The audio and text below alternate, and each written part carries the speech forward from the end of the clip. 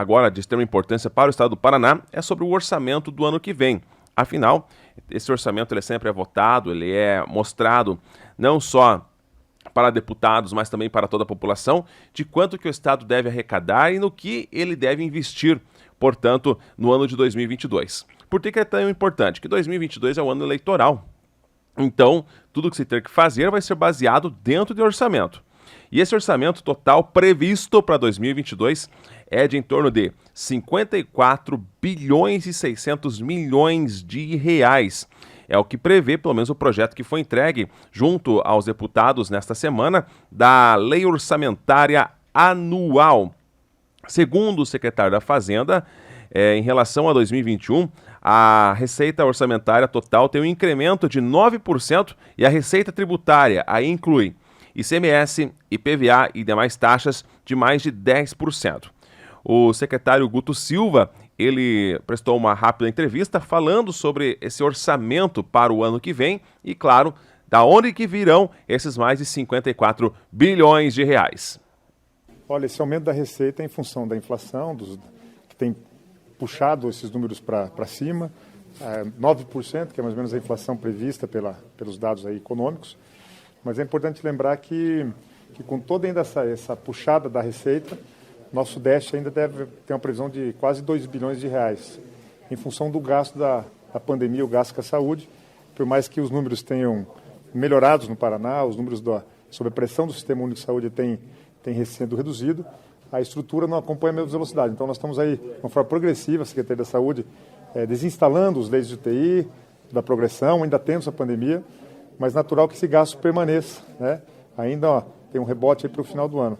Então, por um lado, aumento da receita puxado pela inflação e, por outro lado, a gente tem um gasto elevado na saúde que a gente tem controlado justamente para poder encontrar alternativas, mas o que nós podemos afirmar é que continuamos vigilantes, austeros, todo o controle de gasto, combate aos gastos, para que a gente consiga deixar as finanças do Estado mais equilibradas. Esse é um dos grandes ganhos do próximo orçamento, é a redução do gasto do Estado com juros e precatórios. E esse é um trabalho que foi feito de troca de dívida, de swap de dívida, né? Isso permitiu o Estado gastar menos com precatórios e também com juros.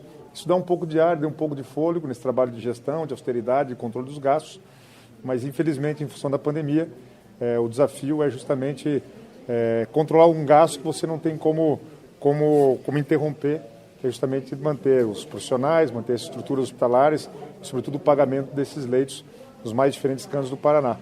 A inflação deu, de certa forma, para o Estado dar um certo ar em função da puxada, mas nosso desafio ainda é enorme em manter as contas equilibradas. Continua sendo o maior gasto, tem toda a previsão orçamentária também das progressões, das promoções para o próximo ano.